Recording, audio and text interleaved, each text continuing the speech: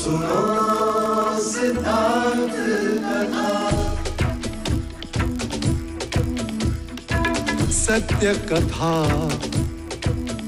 पुरुषार्थ कथा, सुनो सुनो सिद्धार्थ कथा। चढ़ते सूरज सा तेजवान वो कीर्तिमान, हुंकार भरे जब कूच करे, थर थर कांपे आसमान। वो राजपुत्र वो शूरवीर, पर्वत को भेद दे उसके तीर, शांति का स्रोत करुणा की धार, निर्झर झरे मन से अपार।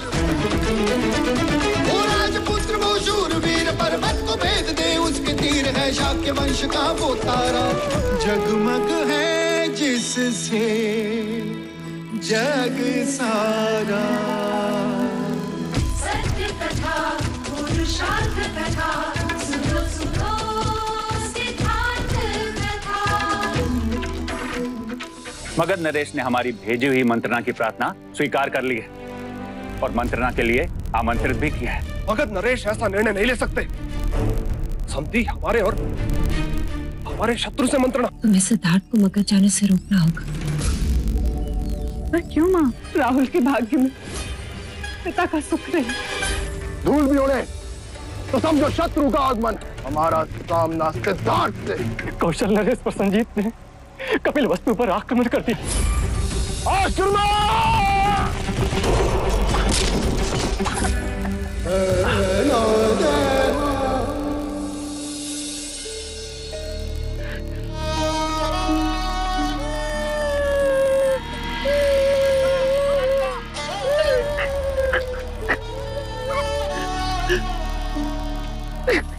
युवराज, युवराज, यहाँ के अधिकांश घायलों को छावनी में ले जाया गया है और इतने लोग हैं कि एक दूसरे की सहायता कर सकते हैं। अब आप अपनों के समाचार लें। वो कैसे? अपनों के? यहाँ कौन पड़ा है? सभी तो अपने। आपको महल जाना चाहिए युवराज, वहां सबको आपकी आवश्यकता होगी। पता नहीं वहां का क्या हाल होगा। महाराज, महादेवी, गोपा, राहुल, नहीं।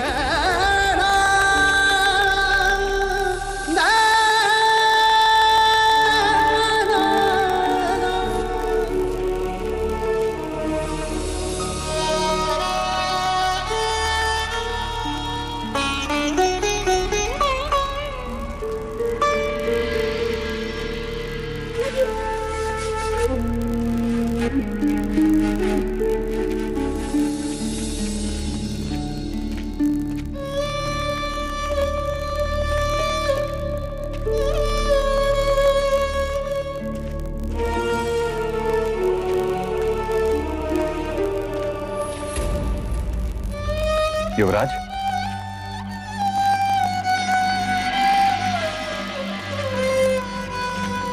सिद्धार्थ, काकश, आप ये सब? तुम बताओ सिद्धार्थ, तुम कैसे हो? मार्ग में तुम्हारी बांदुल से मुठभेड़ तो नहीं हुई? नहीं काकश, मैं तो पहाड़ों के मार्ग से मगध पहुंचा था। यदि मुझे तनिक भी आभास होता है कि प्रसन्नजीत इस तरह से। सब कुछ अचानक हुआ युवराज, और वो भी 2 दिशाओं से आक्रमण, इसीलिए हमारी सेना बढ़ गई। शाक्यों की तलवारें अधिक नहीं थी, किंतु बलहीन भी नहीं थी। यदि आक्रमण एक और से हुआ होता तो कौशल की पराजय निश्चित थी। हम सब तो साथ थे सिद्धार्थ, परंतु तुम अकेले, इसीलिए महल चिंतित था। आप तो जानते हैं काकश, मैं युद्ध रोकना चाहता था, इसीलिए तो प्रस्ताव लेकर मगध गया था। वो तो महाराज बिंबिसार के संदेश के कारण प्रसन्नजीत रुक गया, अन्यथा। काकश, माँ, काकी माँ, सब कहाँ हैं? सुरक्षित है, सारा महल सुरक्षित है सिद्धार्थ। और महाराज?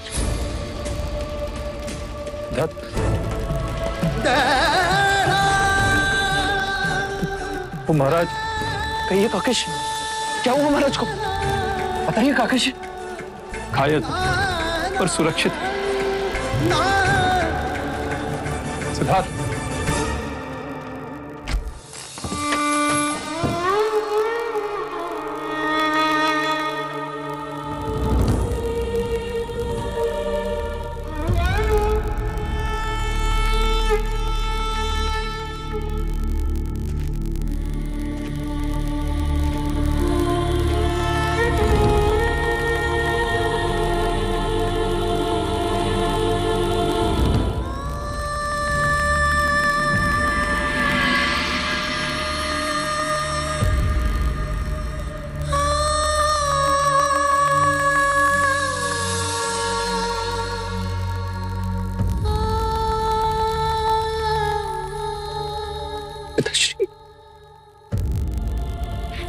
युवराज, युवराज,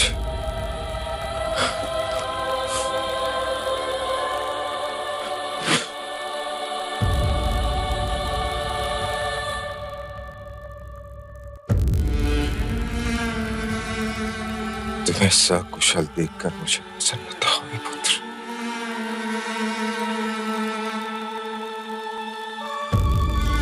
कपिल वस्तु का सम्राट सुरक्षित है।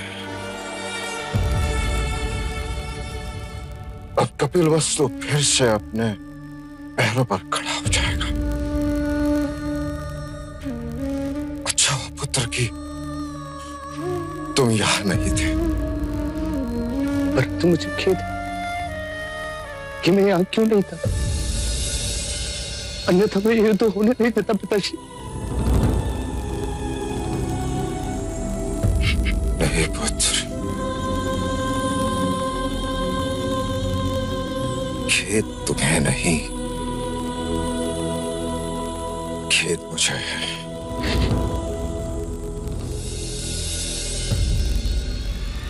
अश्वमेध के युद्ध में प्रसन्नजीत का शिरच्छेद कर दिया होता तो ये युद्ध ही नहीं होता।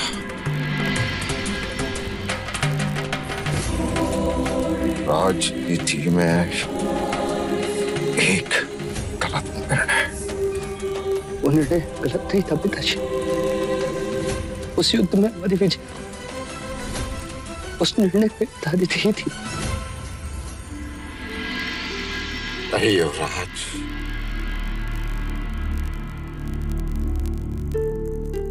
जिस तरह जंगल के प्राणियों की अपनी राजनीति है, जो बलवान वही जीतता, उसी तरह राजनीति भी एक जंगल है। जो बलवान वही जीतता है। सांप पालतू नहीं होता, फिर भी पालो और काटे तो दोष सांप का नहीं, पालने वाले का होता है पुत्र, पालने वाले का होता है।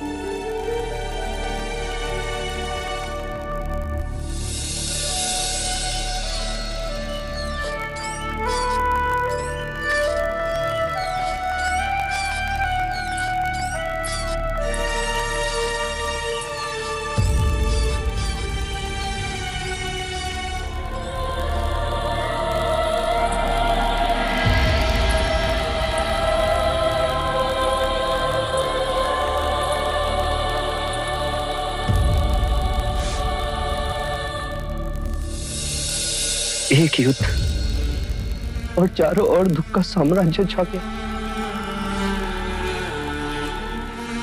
मनुष्य सोचता कुछ और होता कुछ और।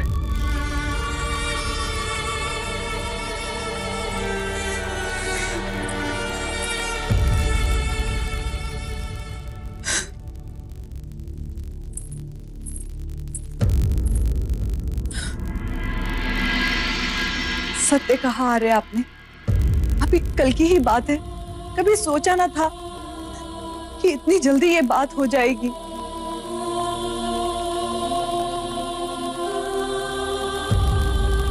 आपने पूछा नहीं आ रहे कि क्या हुआ?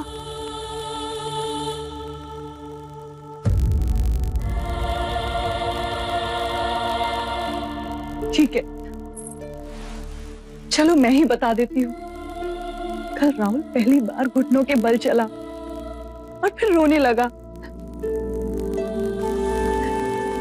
जब मैंने उसे पुकारा तो यूं हाथों के बल सर उठाकर मुझे देखने लगा और फिर हंस पड़ा।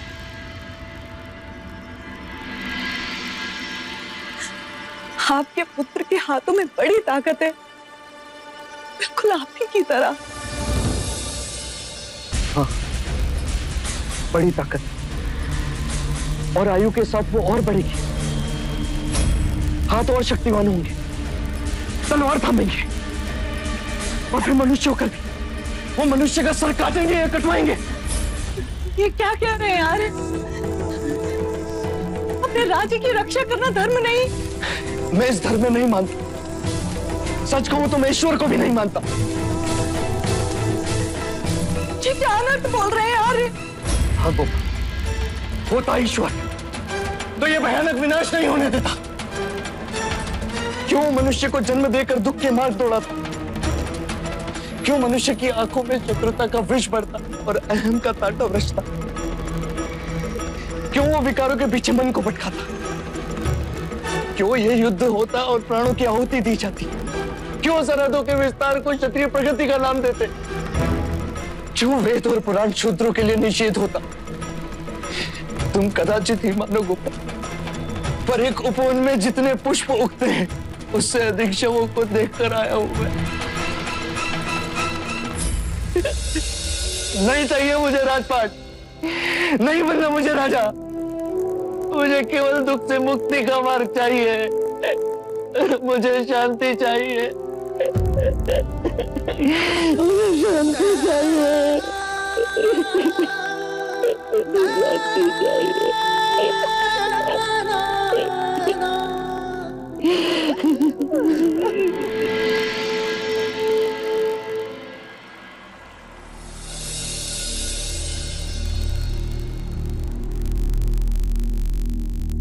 युवराज सिद्धार्थ पधार रहे हैं।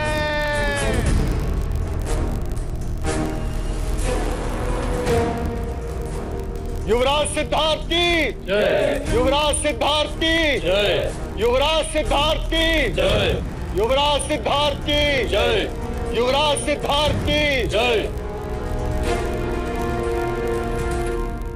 मुझे दुख है, जब आप सब लोग ये सह रहे थे तब मैं यहां उपस्थित नहीं था। क्षमा करें मुझे। इसमें दुखी होने की क्या बात है युवराज सिद्धार्थ? हमें तो प्रसन्नता है कि आप राजा बिंबिसार के यहाँ थे। हाँ युवराज, अब हम मगध नरेश की सहायता से उस प्रसन्नजीत का सर उसके धड़ से अलग कर देंगे।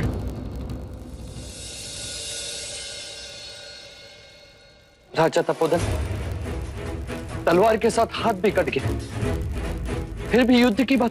तो क्या हुआ युवराज? हम क्षत्रिय हैं, हम पूरा युद्ध करेंगे और इस बार युद्ध में हमारी पराजय नहीं विजय होगी।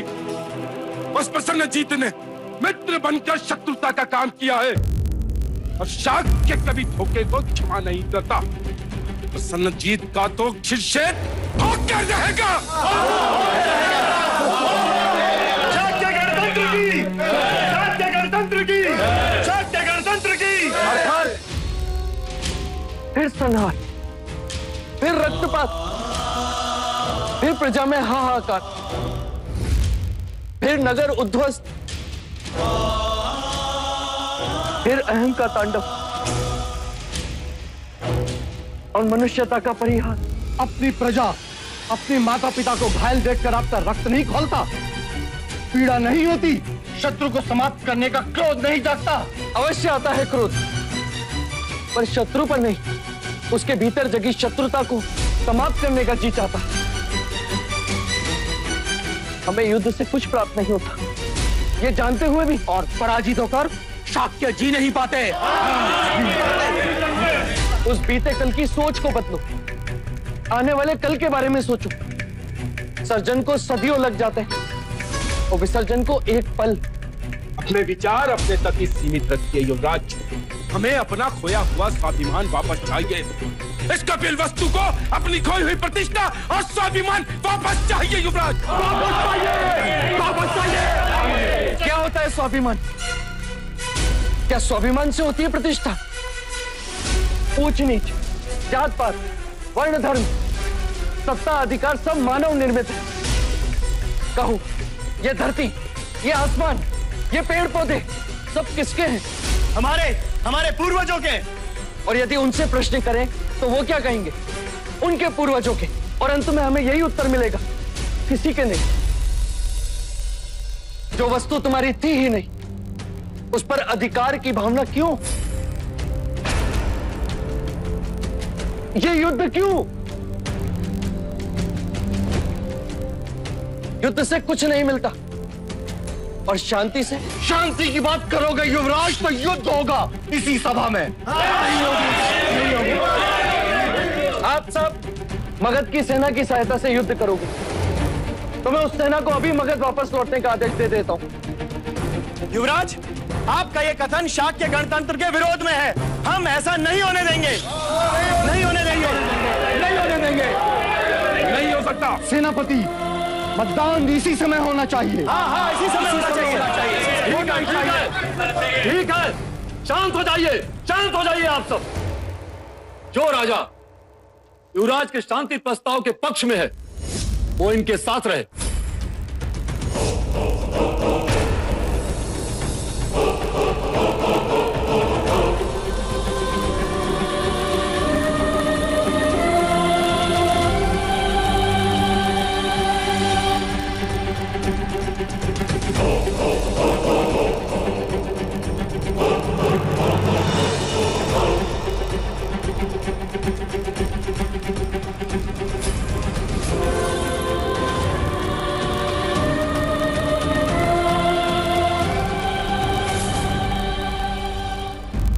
युवराज, महाराज शुद्धोधन यहाँ होते तो वो भी युद्ध के पक्ष में ही होते। राजनीति भी एक जंगल है, जो बलवान वही जीतता है।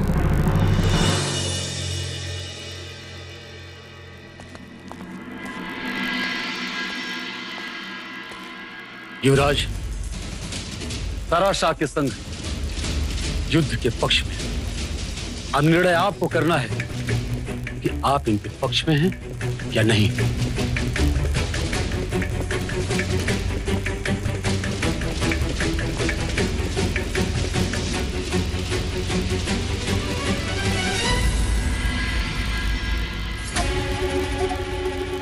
युद्ध के पक्ष में मैं कल भी नहीं था और आज भी नहीं।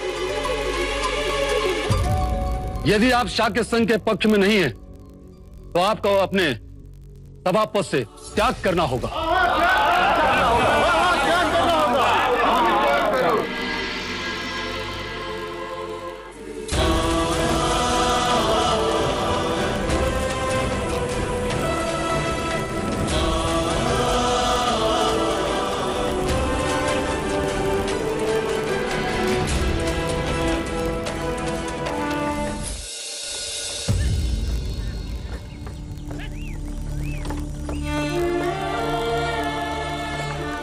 रोको।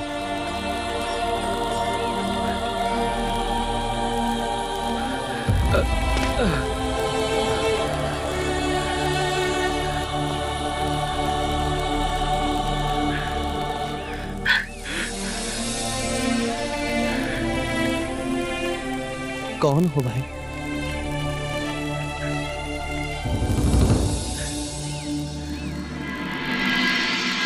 गौरी को असत्य बोलने के लिए 10 कोड़े मारने का दंड सुनाया जाता है। नहीं महाराज, नहीं महाराज, मुझे क्षमा कर दो, मुझे क्षमा कर दो। अगर आपके बाद असत्य बोलो तो मेरे अनाज और खेत सब आपके। महाराज, गौरी को क्षमा कर दीजिए। अब से वो कभी असत्य नहीं बोलेगा। महाराज, मैं नगर छोड़ दूंगा और जाने से पहले एक बार युवराज सिद्धार्थ से मिलना चाहता हूं। आपने मुझे सत्य के मार्ग पर चलना सिखाया। आपका विश्वास बना रहे, इसलिए मैंने किसी भी तरह का लालच न करके कोई भी छल कपट नहीं किया। वैश्य गौरी? हाँ,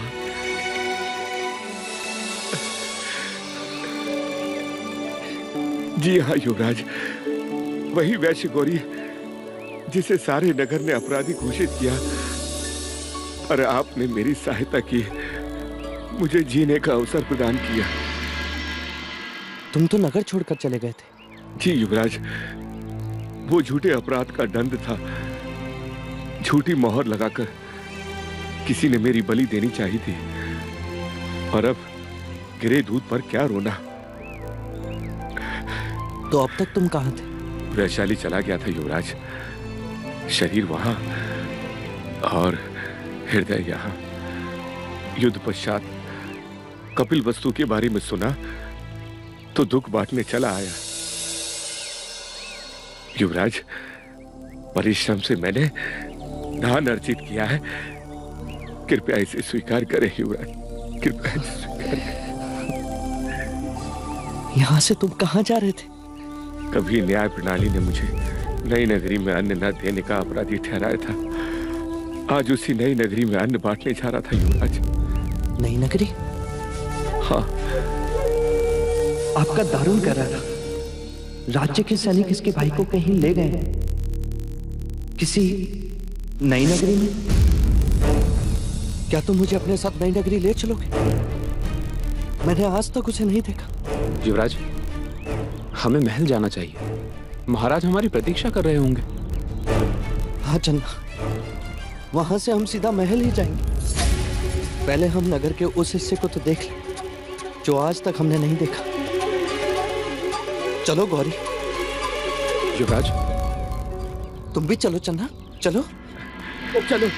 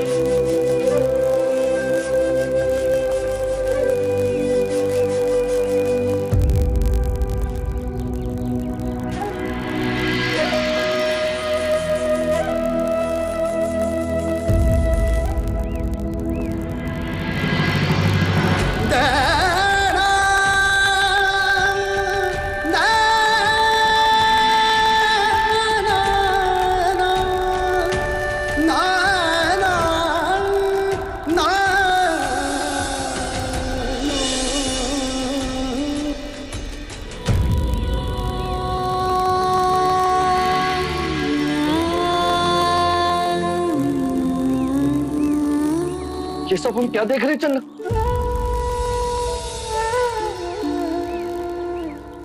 ये सभी अपने पूर्व जन्मों के कर्म फल भोग रहे हैं युवराज।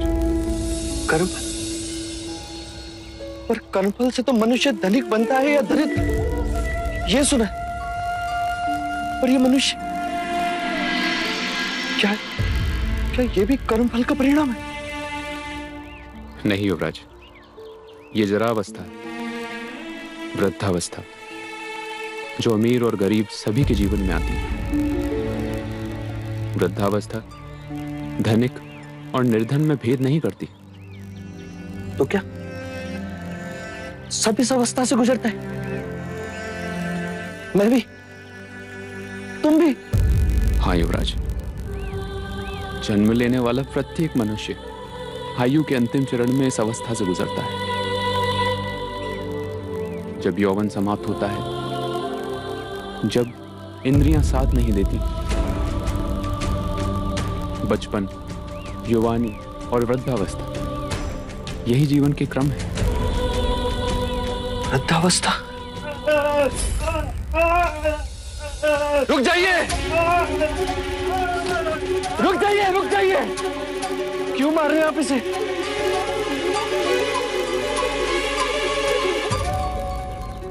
नहीं युवराज, ये क्या कर रहे हैं आप? राज, ये रोगी है, लोग इसे छूते नहीं। और रोग तो मुझे भी हुआ था, और सबने मुझे छुआ भी था। पर वह साधारण रोग था युवराज, ये कुष्ठ रोग है।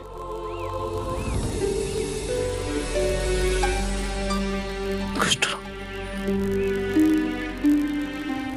तो क्या ये भी सबको होता है?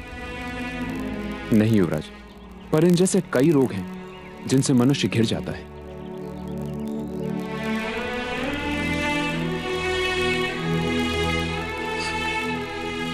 कर्मफल से दरिद्रता मिलती है, कर्मफल से मनुष्य रोगी होता है।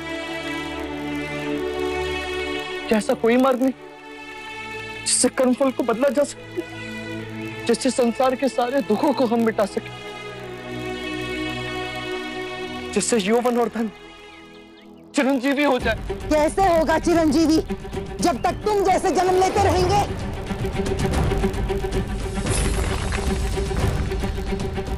ले चल, चल कर दिखा इस पर। ये क्या कर रही हो तुम? जानती नहीं किससे बात कर रही हो?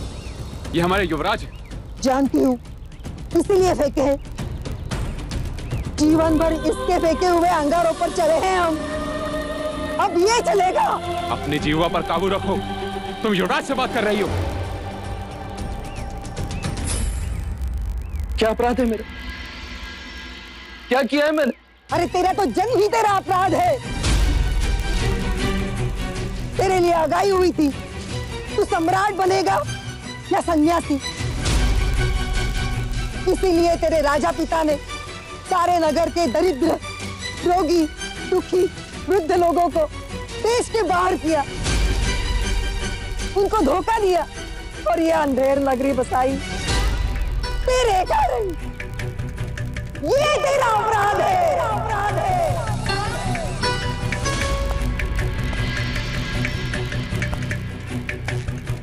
पर ऐसा क्यों? अरे कोई दुख तेरे आंखों के सामने नहीं आए और तू बैरागी ना बने, इसलिए हम सब तो अपने आंसुओं में डूब गए, केवल तेरे कारण। तू जानता भी है इस नगरी के लोगों ने किसका मंदिर बनाया है? यम का मंदिर बनाया है, ताकि वो प्रसन्न हो और हमें इस यातना से छुटकारा मिले।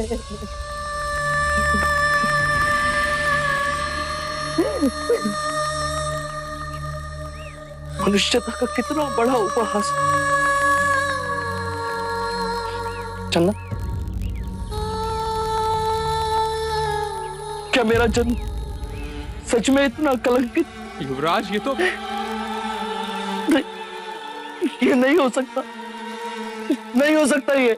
अगर विश्वास न हो तो जाकर पूछो अपने राजा पिता से। उसका अभिमान और बलि चढ़ गए हम। सत्य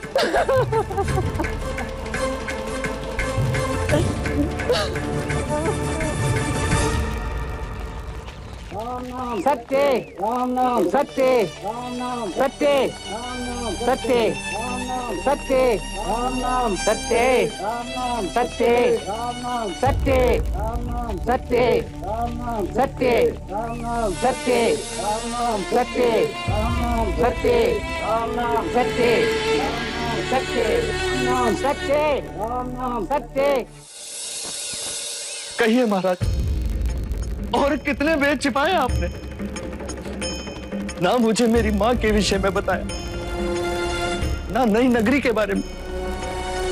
एक बार भी आपने ये नहीं सोचा कि जब आपका पुत्र बड़ा होगा और जानेगा उसके कारण कितने लोग बेघर हो गए, कितने लोगों को नगर बाहर निकाल दिया गया था, तो वो क्या सोचेगा? क्या कभी वो स्वयं को क्षमा कर पाएगा?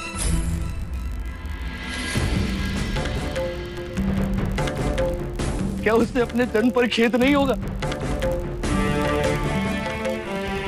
भविष्य को उन्नत बनाने के लिए वर्तमान का बलिदान देना ही पड़ता है।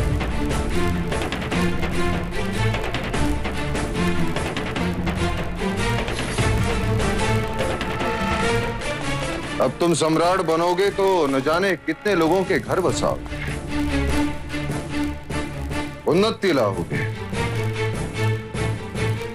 एक योग्य राजा भाग्य से मिलता है प्रजा को, और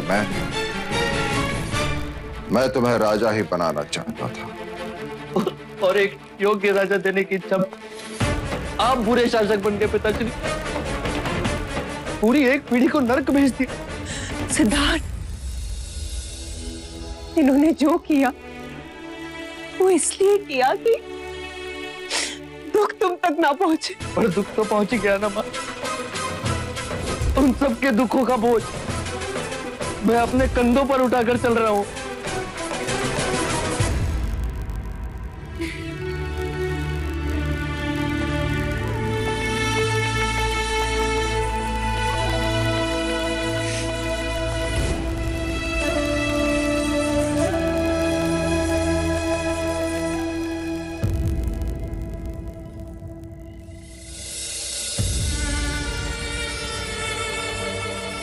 अरे तेरा तो जन्म ही तेरा अपराध है, तेरे लिए आगाई हुई थी, तू सम्राट बनेगा या सन्यासी?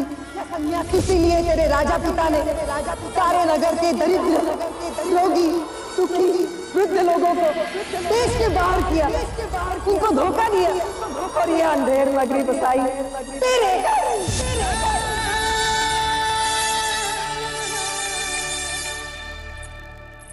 आर्य, आर्य,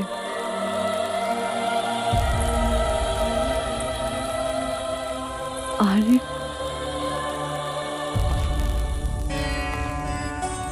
मैं राजा बनना नहीं चाहता गोपा में।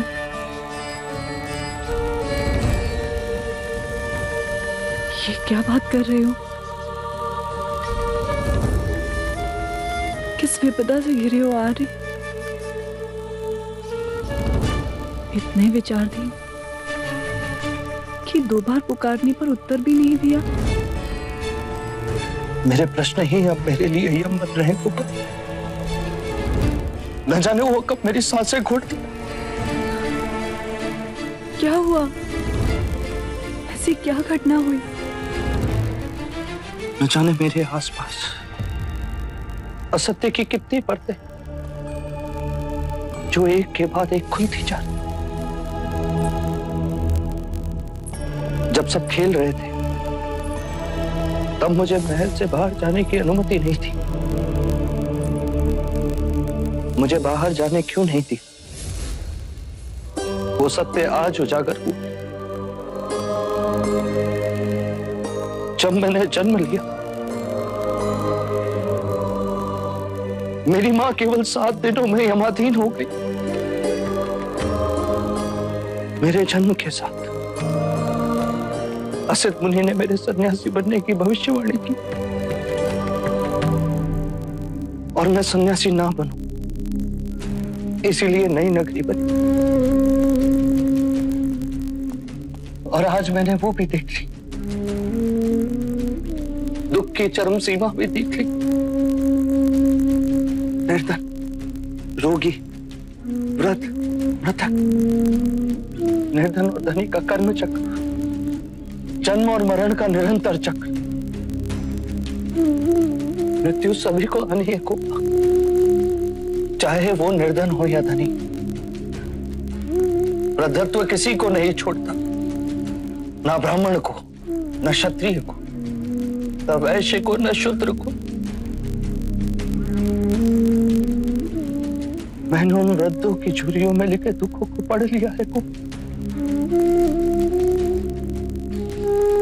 और अब स्वयं अपने ही जन्म को कोसने लगा।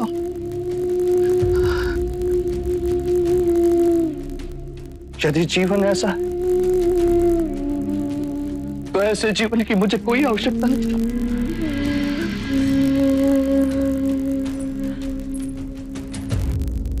सोच को इतनी सीमित ना बनाओ आर्य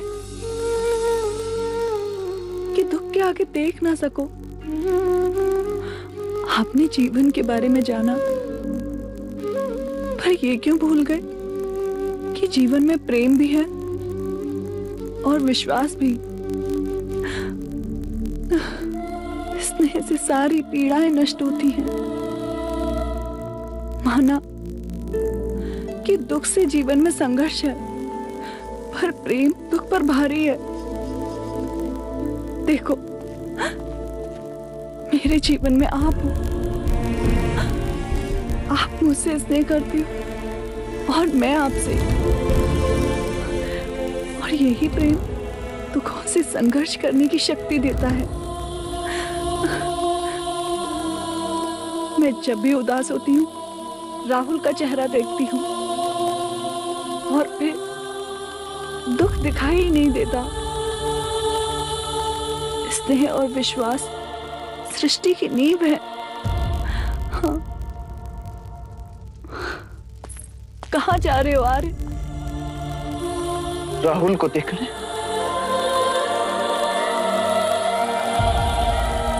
हाथ फैलाओ तो तुम्हें छू सकती हूँ, फिर भी क्यों लगता है कि तुम दूर हो।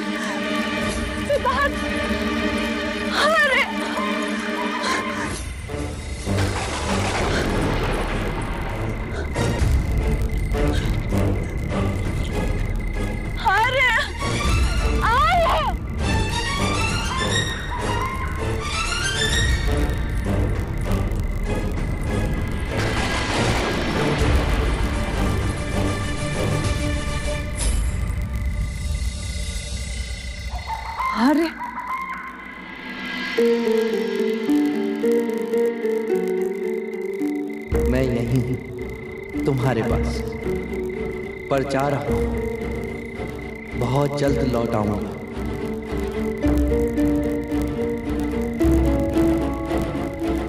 सिद्धार्थ,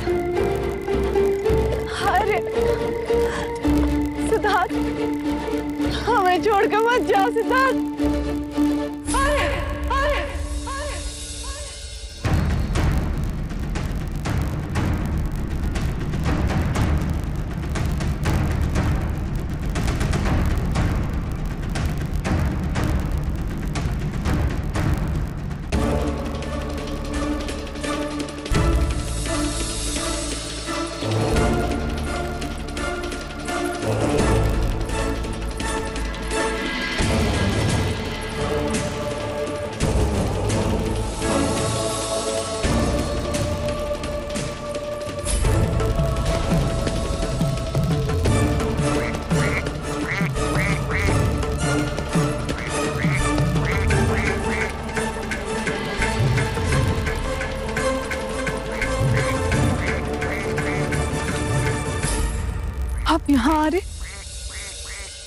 ये क्या हुआ?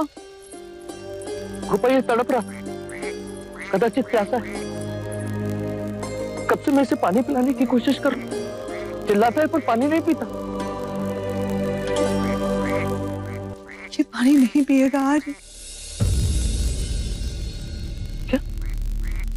क्यों नहीं पिएगा? कहते हैं पक्षियों में भी मनुष्य के समान प्रेम भावना होती है।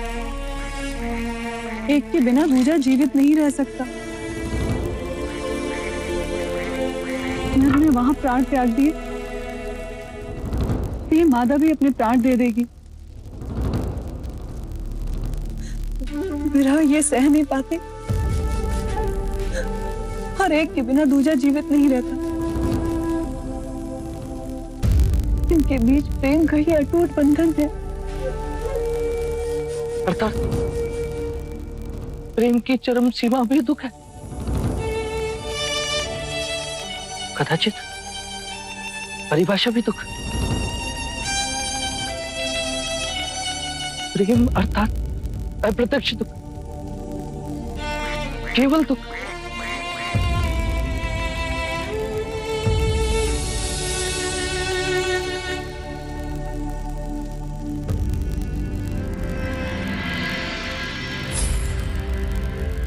गोपा,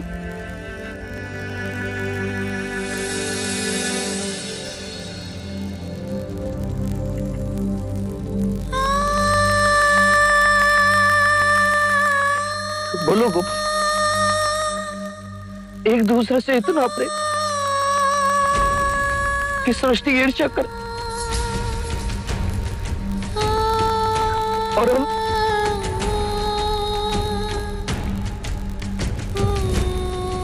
तुम कह रही थी कि प्रेम दुख से परे।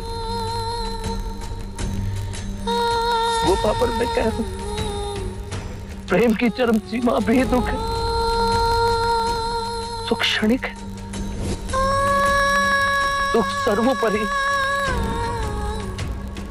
प्रेम भ्रम है और विरह सनातन है।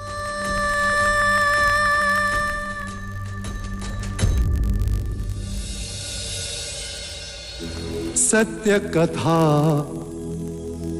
पुरुषार्थ कथा, सुनो सुनो सिद्धार्थ कथा।